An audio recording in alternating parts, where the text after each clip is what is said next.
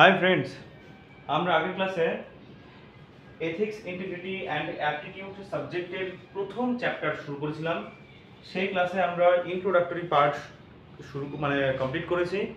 অর্থাৎ আমরা আগের ক্লাসগুলোতেও দেখেছি ইন্ট্রোডাক্টরি পার্টে আমরা চ্যাপ্টারকে আগে ছোট ছোট অংশে ভাগ করি বোঝার সুবিধার জন্য। তো সেরকমভাবেই আমরা 6টি অংশে ভাগ করেছিলাম আগের ক্লাসে এই প্রথম চ্যাপ্টারকে।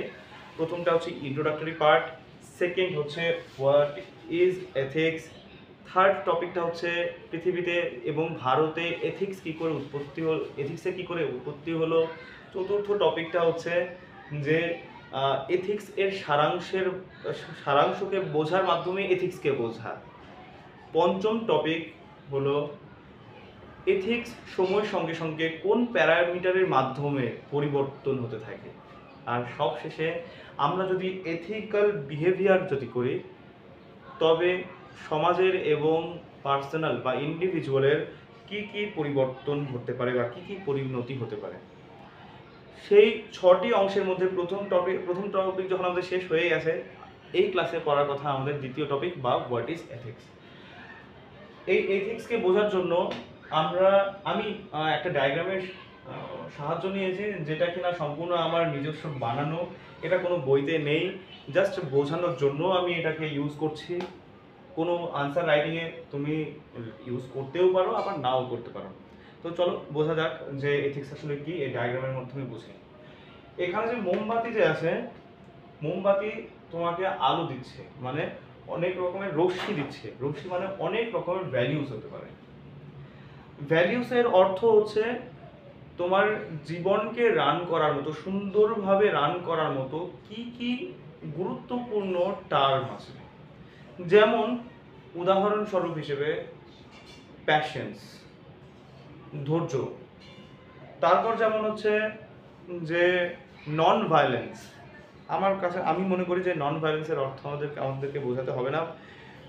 মহাত্মা গান্ধী সেই ন্যাশনাল কংগ্রেসের উনি যখন ন্যাশনাল কংগ্রেসে ছিলেন তখন ওনার অহিংস আন্দোলনের মাধ্যমে আমাদের দেশকে অনেকটা এগিয়ে নিয়ে গেছেন। সেই নন ভায়োলেন্সের অর্থ হচ্ছে যে অহিংস। তারপর জেনুইননেস। তারপর আরেকটা আমরা বলতে পারি সেলফ রেসপেক্ট একটা ভ্যালু হতে পারে, লাই একটা ভ্যালু হতে পারে। আচ্ছা, তুমি তো বলতে পারো যে স্যার হচ্ছে বা দাদা তুমি যে লাই কি করে, মিথ্যা কথা বলাটা, মিথ্যাটা কি করে একটা ভ্যালু হয়। হ্যাঁ, ভ্যালু হতে পারে। ভ্যালু দু রকমের হতে পারে, একটা পজিটিভ ভ্যালু আর একটা নেগেটিভ ভ্যালু। তারপর গ্রিডি বা গ্রিড মানে লোভ, এটাও একটা ভ্যালু হতে পারে। আর কি হতে পারে, কম্প্যাশন হতে পারে, শান্তি হতে পারে। তারপর রাইটাস কন্ডাক্ট হতে পারে। তারপর যেমন মডেস্টি হতে পারে, তাই না? তো এরকম অনেক রকমের ভ্যালিউস হতে পারে। তো এটা হচ্ছে সেই ভ্যালিউস যেটা তোমার জীবনকে পরিচালনা করার জন্য যেসব নাউন আছে সেগুলোকে আমি বলছি ভ্যালিউস। আচ্ছা, এবার এই ভ্যালিউস যাচ্ছে কোথায়? যাচ্ছে কোয়ালিটির মাঝখানে। মানে তুমি এই ভ্যালিউসের মধ্যে তুমি কোয়ালিটি ইনপুট করো। কি করে কোয়ালিটি ইনপুট করছো? মানে অ্যাডজেক্টিভ ইউজ করো। ফর এক্সাম্পল, সত্য কথা বলাটা ভালো। এই যে ভালো কথাটা কি, এটা একটা কোয়ালিটিকে ডিফাইন করছে। আচ্ছা, মিথ্যা বলাটা খারাপ, এটা কি? এটা খারাপ জিনিস, তাহলে এটা কোয়ালিটি দেখাচ্ছে। তার মানে কি, এই যে লাইনগুলো বলছি আমরা, সত্যি কথা বলাটা ভালো, এই যে একটা আমরা উপসংহার দিচ্ছি, এটাকে বলছি আমরা মোরাল। যেমন আমরা ঈশপের গল্প পড়েছি, অনুগল্প বা ছোট গল্প পড়েছি। কি বলে, যেমন কচ্ছপ এবং খরগোশের যে প্রতিযোগিতা, দৌড় প্রতিযোগিতা ছিল, সেখানে আমরা দেখলাম যে খরগোশ খুব ফাস্ট এগিয়ে গিয়ে তারপর হচ্ছে রেস্ট নেয়। দেখলো যে আগে তো খুব স্লো দৌড়াচ্ছে, পারবে না আমাকে হারাতে। তারপর কিন্তু শেষমেশ আমরা সেই বিখ্যাত গল্প থেকে জানতে গল্পের ফাইনাল এরকম হয় যে সে কচ্ছপই জিতে যায়। সেখানে আমরা ঈশপের কিন্তু একটা মোরালও দিয়ে রেখেছিল, ঈশপের গল্পের একটা মোরাল, যে slow and steady wins the race. যে স্লোভাবে আগায় সে প্রতিযোগিতায় জয়লাভ করে। তার মানে যে স্লো করে সে ভালো, এটা একটা মোরাল।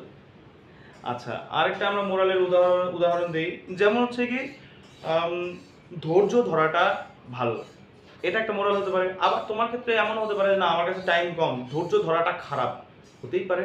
তার মানে কি এই ধৈর্য ধরাটা খারাপটাও মোরাল। ওকে, জেনুইননেসটা ভালো, এটা একটা মোরাল। জেনুইননেসটা খারাপ, কোন অর্থে খারাপ? ধরো তুমি এরকম দেখেছো, দুনিয়া দেখেছো যে সবাই শো অফ করতেছে, তাহলে জেনুইন যেটা আছে আমি সেটা দিচ্ছি না। আজকালকার সোশ্যাল মিডিয়ার দুনিয়াতে সবাই শো অফে ব্যস্ত। তো যে আমার কাছে পকেটে 10 টাকা থাকলে আমি সেটা 100 টাকা দেখাচ্ছি, এটা হচ্ছে কি মানে ইনসিডেন্ট। এবার সেই ইনসিডেন্টকে দেখে কোনো একটা মানুষের মনে মানে কি জন্ম নিয়ে নিল, হ্যাঁ জেনুইননেসটা খারাপ, তাহলে জেনুইননেসটা হচ্ছে কি একটা মোরাল হয়ে গেল। তার মানে কি জেনুইননেস হচ্ছে কি ভ্যালু, ভ্যালুকে আমি কোথায় ঢোকাচ্ছি? কোয়ালিটির মধ্যে ঢোকাচ্ছি, ঢুকিয়ে কি পাচ্ছি? আমরা মোরাল পাচ্ছি। আরেকটা এক্সাম্পল দিচ্ছি মোরাল আসলে কি জিনিস। যেমন কি রেশনালিটি। রেশনালিটি মানে হচ্ছে তুমি, তোমার কাছে অ্যাভেলেবল কি বলে নলেজ আছে, ভালো নলেজ আছে, যৌক্তিকতা আছে, সেগুলো নিয়ে তুমি রিজন দিচ্ছ, হ্যাঁ কোন একটা ব্যাখ্যা দিচ্ছ, যুক্তিবাদী তুমি। তো এই যুক্তিবাদীটা হচ্ছে কি ভালো জিনিস, তাহলে এটা একটা মোরাল। যুক্তিবাদীটাই হচ্ছে, তুমি যুক্তিবাদী হচ্ছে এটা খারাপ জিনিস, খুব বেশি লজিক দেওয়া উচিত নয়। হ্যাঁ রাম সেতু কি সেটা তো মানে ভগবান ঈশ্বর, ভগবান বা রাম বা ভগবান বা ঈশ্বর রাম বানিয়েছেন, নাকি এটা প্রাকৃতিকভাবেই কোরালগুলো একসঙ্গে মানে জুড়ে জুড়ে রাম সেতু তৈরি হয়েছে? তার মানে এই যে অতিরিক্ত রেশনালিটি অনেকের কাছে খারাপ হতে পারে, তাহলে এটা একটা মোরাল হয়ে গেল। আবার অনেকের কাছে এটা এমন হতে পারে যুক্তিবাদ ছাড়া কি করে আমি হচ্ছে রকেট বানাবো, সেটা রকেট সায়েন্স, যুক্তির মাধ্যমে মাধ্যমে একটা করে পরীক্ষা করব, তার সেখান থেকে আমরা ইনফারেন্স নেব, সেটা উপসংহার নেব, সেই হিসেবে আমরা হচ্ছে আমাদের প্রযুক্তিকে আমরা অ্যাডভান্স করব। তো এই একটা ইনসিডেন্টের মধ্যে থেকে আমরা একটা মোরাল খুঁজে পাচ্ছি, সেটা হচ্ছে মোরাল। কোয়ালিটি খুঁজে পাচ্ছি ভ্যালিউসের, সেটা হচ্ছে মোরাল। ঠিক আছে, তো আমি আরেকবার রিপিট করছি, ভ্যালু কি? ভ্যালু হচ্ছে কি একটা হিউম্যান বিংকে বা মানুষকে, হ্যাঁ তার পরিচালনা, জীবনকে সুন্দরভাবে পরিচালনা করার জন্য যেসব এলিমেন্ট আমরা পাচ্ছি সেটাকে বলছি আমরা ভ্যালুস। যেমন কি ফর এক্সাম্পল যে কি বলে নন ভায়োলেন্স হতে পারে, জেনুইননেস হতে পারে, মডেস্টি হতে পারে, সেলফ রেসপেক্ট হতে পারে, র্যাশনালিটি হতে পারে, এগুলোকে আমরা বলছি, এক একটাকে বলছি ভ্যালুস। ভ্যালুস আবার দুই রকমের, একটা পজিটিভ ভ্যালুস আবার একটা নেগেটিভ ভ্যালুস হয়। পজিটিভ ভ্যালুস হচ্ছে কি যেমন জেনুইননেস, তারপর হচ্ছে কি যে মডেস্টি, যে তারপর সেলফ রেসপেক্ট, এগুলো পজিটিভ ভ্যালুস। নেগেটিভ ভ্যালুস হচ্ছে কি যে লাই, ভায়োলেন্স, গ্রিড, এই সবগুলো হচ্ছে আমাদের নেগেটিভ ভ্যালুস বা ভায়োলেন্স, সেই নেগেটিভ ভ্যালুস। তো এই ভ্যালুসকে আমরা কোয়ালিটির মধ্যে দিয়ে পাচ্ছি কি আমরা মোরালস পাচ্ছি। আচ্ছা এই পর্যন্ত আমরা বুঝে গেছি মোরালটা কি। এবার আমরা আসি এথিক্সটা কি। এথিক্স হচ্ছে কি, দেখো অনেকগুলো মোরাল একসঙ্গে আমরা যদি নেই তখন একটা জায়গাতে পয়েন্ট করছে, মানে কি এটার অর্থ অনেকগুলো মোরালকে নিয়ে এথিক্স হয়।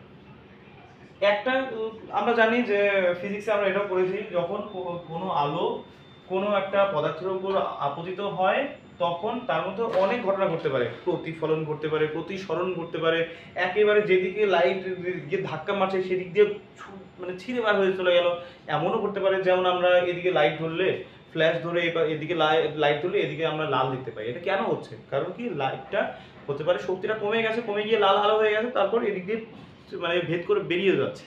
তো এটা তো সেটা আমাদের কি বলবো, সেটা আমাদের ট্রান্সমিশনও হতে পারে, আবার শোষণও হতে পারে, যে এখানে লাইট দিলাম, লাইটটা এখানে আটকে গেল, ব্যাস আর বেরোচ্ছেই না, শোষণও হতে পারে।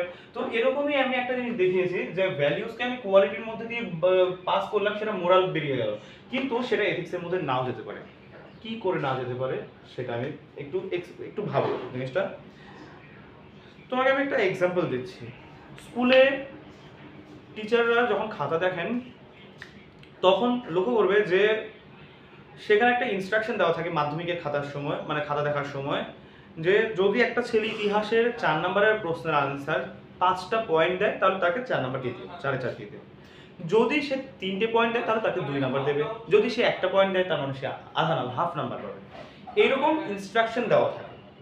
আচ্ছা কি ইনস্ট্রাকশন দেওয়া থাকে না কোনো কোনো সময়, যে সেখানে হচ্ছে ধরো একটা ছেলে একেবারে ফেলের দিকে চলে গেছে, তখন টিচাররা এমন করে যে এটাকে যেভাবেই হোক না কেন এগিয়ে এগিয়ে নিয়ে 5 নাম্বারটা দিতে হবে। কে মানে কোন টিচারের ইচ্ছা আছে যে অন্য একটা ছেলের ভবিষ্যৎটাকে কারি নেয়? একটা টিচারকে ইনস্ট্রাকশন দেওয়া থাকলো আপনি 10:30টার সময় স্কুলে ঢুকবেন, 11:45টার সময় রুমে ঢুকবেন, এক্সামিনেশন হলে 10 মিনিট 10 মিনিট আগে খাতা দেবেন, 5 মিনিট আগে প্রশ্ন পড়তে দেবেন, তারপর 11টা থেকে ক্লাস শুরু হবে, পরীক্ষা শুরু হবে। সেই পরীক্ষা নেওয়ার পর সেখানে খাতা দেখা এই নিয়মের মধ্যে দিয়ে হবে, এটার প্রশ্নের উত্তর এটা যদি হয় তবেই নাম্বার দেবেন, আদারওয়াইজ নাম্বার দেবেন না। এরকম থাকে হচ্ছে ইনস্ট্রাকশন। তার মানে কি সেই টিচার যদি ভাবে না আমি তো 10:55 যদি স্কুলে গিয়ে সঙ্গে সঙ্গে আমি রুমে ঢুকে যাই, তাহলে সেখানে তো আমি আরামসে আমি খাতাও দিয়ে দিতে পারবো, প্রশ্ন দিতে পারবো।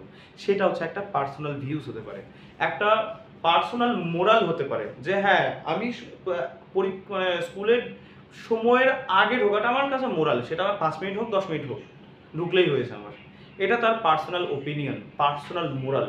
জরুরি নেই সেই স্কুলের এথিক্সে এই সবগুলো মোরালসগুলো থাকবে। স্কুলের এথিক্সে সেখানে 5টা মোরাল নেওয়া আছে, তুমি 10:30টার সময় ঢোকাটা এটা মোরাল, এটা ভালো জিনিস, এটা মোরাল। তুমি 15 মিনিট আগে খাতা দিচ্ছ, এটা মোরাল। এটা কোথায়, এই মোরালটা কোথায় দেওয়া আছে? স্কুলের এথিক্সে নেওয়া আছে। তো স্কুল যখন তুমি 5টা পয়েন্ট দেখবে তখন তুমি তাকে 4 নাম্বার দেবে, এইভাবে খাতা দেখাটা ভালো, তো এটা একটা মোরাল হয়ে গেল, এথিক্সে, স্কুলের এথিক্সে আছে। আচ্ছা, কোনটা নেই? যখন হচ্ছে গিয়ে স্টুডেন্ট কিছু লিখতেই পারবে না, কোনো রকম ভাবে আঁকি বুকি করে কিছু একটা লিখে দিয়েছে, ব্যাস কলমের কালির দামটা দেওয়ার জন্য আমি 1 নাম্বার দিয়ে দিচ্ছি, এটা আমার এথিক্সে স্কুলের এথিক্সে নেই। তাহলে কি এটাও কিন্তু ভ্যালিউজ। হ্যাঁ, একটা ছেলে সে ছোট মানুষ, বোঝেনি, স্কুলে আসছে প্রচুর, তারপরও সে লিখতে পারছে না, কিছু একটা লিখে দিয়েছে, সে জরুরি নেই হচ্ছে কি সেই প্রশ্নের আনসার, অন্য কোনো প্রশ্নের আনসার তো সে দিয়েছে, সেটা ঠিক তো, তাহলে তাকে নাম্বারটা দেওয়া হোক।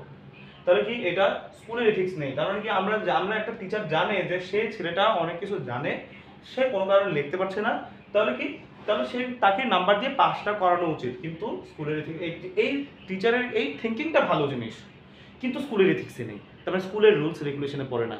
কোনো স্টুডেন্ট যদি আপিল করে বা যুক্তি চায় যে স্যার আপনি, ও তো লেখেই নেই ওটার আনসার, তাহলে স্যার আপনি ওকে কি করে নাম্বার দিচ্ছেন, ক্লেম যদি করে, তখন একটা স্টুডেন্ট কি বলতে পারে যে স্যার আপনি ট্রান্সপারেন্সি নেই আপনার খাতা দেখার, আপনার যেখানে পছন্দ সেই স্টুডেন্টকে মুখ চেনা মুগের ডালের মতো তাকে আপনি নাম্বার দিয়ে দিচ্ছেন।